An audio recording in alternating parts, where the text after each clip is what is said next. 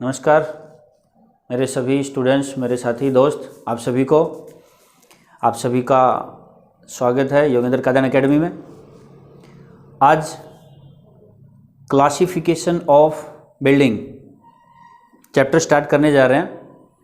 कई पार्ट में आएगा, तो आज क्लासिफिकेशन ऑफ बिल्डिंग का फर्स्ट पार्ट आपके सामने प्रेजेंट कर रहा हूँ। क्लासिफिकेशन ऑफ बिल्डिंग में 9 ग्रुप होते हैं। There are 9 group for building classification, वर्गीकरण। इमारतों का वर्गीकरण 9 भागों में किया गया है और वो ग्रुप्स में होता है। Group A, B, group C, group D, F, G, H, I नहीं है, इसके बाद जे। तो ग्रुप ए से लेके आई को छोड़ के जे तक टोटल 9 ग्रुप्स में होते हैं। ग्रुप ए रेजिडेंशियल बिल्डिंग होती है, ग्रुप बी एजुकेशनल बिल्डिंग है, ग्रुप सी इंस्टीट्यूशनल बिल्डिंग है, group D assembly building, group ई में बिजनेस, ग्रुप एफ में मर्सेंटाइल आते हैं, ग्रुप जी के अंदर इंडस्ट्रियल बिल्डिंग होती है, ग्रुप एच में स्टोरेज बिल्डिंग और ग्रुप जे के अंदर हैजार्डियस बिल्डिंग आती हैं। तो आज बात करेंगे यहाँ पे मुख्य रूप से हम बात करने वाले हैं ग्रुप ए के बारे में। Group A residential building. तो ग्रुप ए में रेजिडेंशियल बिल्डिंग का मतलब क्या है? ऐसी बिल्डिंग जहाँ पर लोगों की रिहाइश होती है, जहाँ लोग रहते हैं। अब लोग रहते हैं ये तो कई जगह होती हैं। लोग घर में भी रहते हैं, लोग फ्लैट में रहते हैं, लोग होटल में भी रहते हैं, लोग झोपड़ियों में भी रहते हैं। तो इसके लिए भी एक अलग कुछ डिवीज़न बने हुए हैं, सब डिवीज़न बने हुए हैं। पूरा क्लियर पढ़ेंगे सारा का सारा। तो ग्रुप ए में रेजिडेंशियल बिल्डिंग का मतलब ये होता है कि वो बिल्डिंग जिसमें लोगों की रिहाइश होती है, जिसमें लोग रहते हैं या सिर्फ सोते हैं या सोने के साथ खाना भी खाते हैं। एक फैमिली रहती है या एक से ज़्यादा फैमिली रहती हैं। तो ऐसी बिल्डिंग को ग्रुप ए में शामिल किया गया है, जिसे हम रेजिडेंशियल बिल्डिंग बोलते हैं। अब इसके सब डिवीज़न की बात करते हैं तो sub division A1, A2, A3, A4, A5, A6, इसमें 6 सब डिवीज़न है। सब डिवीज़न A1 की बात करते हैं। सबसे पहले सब डिवीज़न A1 के आता है, इसके अंदर होता है lodging and rooming house. Lodging and rooming house का मतलब ऐसी जगह, ऐसे घर जिसमें लोग अलग अलग क्वार्टर में रहते हैं, अलग अलग उनके लिए पार्ट बने होते हैं, हिस्से बने होते हैं। जैसे पीजी ऑलमोस्ट सभी जानते हैं। तो जो पीजी है वो सब डिविजनल ए में आता है। कुछ छोटे होटल होते हैं जिसे हम लॉज बोलते हैं, तो वो भी सब डिविजनल ए में आते हैं। यानी कि एक ऐसी बिल्डिंग जिसमें कोई कुछ टाइम के लिए या थोड़े ज़्यादा टाइम के लिए रहता है, उसको वहाँ खाना दिया जा सकता है या बिना खाने के उसको रहने की जगह दी जा सकती है। तो ऐसी किसी भी जगह को सब डिविजनल A1 लॉजिंग और रूमिंग हाउस कहते हैं।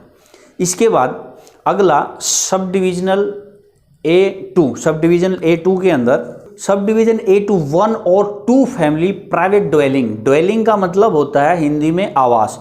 तो सब डिवीजन A2 के अंदर वो जगह या वो घर आते हैं, वो बिल्डिंग आती है जिसमें 1 या 2 या ज़्यादा से ज़्यादा 1 से 2 या तो 3 फैमिलियाँ रहती हैं। तो ये उस जगह को बोलते हैं जहाँ एक लंबा चौड़ा घर होता है और उसमें बड़ा भाई, छोटा भाई, ताए चाचे मिलके जो लोग रहते हैं उसे 1 और 2 फैमिली प्राइवेट ड्वेलिंग बोलते हैं। और ऐसे किसी भी घर को सब डिवीज़न A2 में हम लोग शामिल करते हैं। इसके बाद आता है sub division A3 dormitory. Dormitories का मतलब एक ही मैनेजमेंट के अंदर और एक लंबा रिहाइश एरिया, एक लंबी जगह एक छत के नीचे जहाँ पे लोग मल्टीपल स्टोरी में रह सकते हैं। यानी कि वो एक साथ ट्रिपल बेड पे रह सकते हैं या सिंगल बेड पे रहते हैं। एग्जांपल के लिए मैं आपको बताऊं, आर्मी के बैरक होते हैं या स्कूल के हॉस्टल होते हैं, जैसे पीजी में भी कई बार ऐसे किया जाता है, डॉर्मेट्री बोलते हैं। इसके बाद सब डिवीज़न A4 आता है। सब डिवीज़न A4 का इसमें आते हैं अपार्टमेंट हाउस।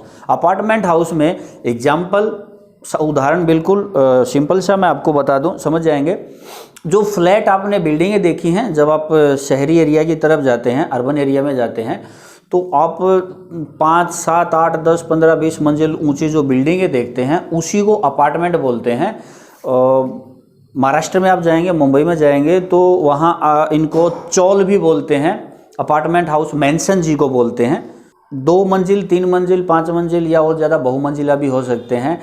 ऐसी किसी भी जगह को, ऐसे किसी एक हिस्से को, बिल्डिंग के हिस्से को हम sub divisional A4 apartment house बोलते हैं, जिसमें इंडिविजुअल या आप मान लीजिए कि स्वतंत्रता से हर एक फैमिली अपने अलग घर में रहती है, वहीं उनका खाना होता है, वहीं सोना होता है, वहीं नहाना धोना होता है। तो वो जो एक बंद अपार्टमेंट होता है उसी को हम सब डिविजनल A4 के अंदर कंसिडर करते हैं। इसके बाद अगला सब डिविजनल A5 में आते हैं hotel. Sub division A5 hotel का मतलब, होटल आप सभी जानते ही हैं, होटल ये वो है जहाँ पे लोग जाके ठहरते हैं, जहाँ सिर्फ खाना खाते हैं वो नहीं है। ऐसा होटल जिसमें ठहरने की जगह भी होती है और खाने को भी मिलता है, रेस्टोरेंट भी होता है वहाँ पे, और बाकी और फैसिलिटी भी साथ में होती हैं। तो 4 स्टार से नीचे होटल जो है वो 3 स्टार, 4 स्टार, लास्ट 4 स्टार तक के नीचे के जो होटल हैं वो सब डिवीजन A5 के अंदर आते हैं। उसके बाद आगे आता है sub division A6। Sub division A6 में स्टार होटल, मतलब 5 स्टार और 6 स्टार होटल आते हैं। तो 5 स्टार और 6 स्टार होटल में वहाँ पे रेस्टोरेंट होते हैं, बार होते हैं, जिम होते हैं, स्विमिंग पूल होते हैं, खाना होता है, सारी चीज़ें जो एक साथ होती हैं। ऐसी बिल्डिंग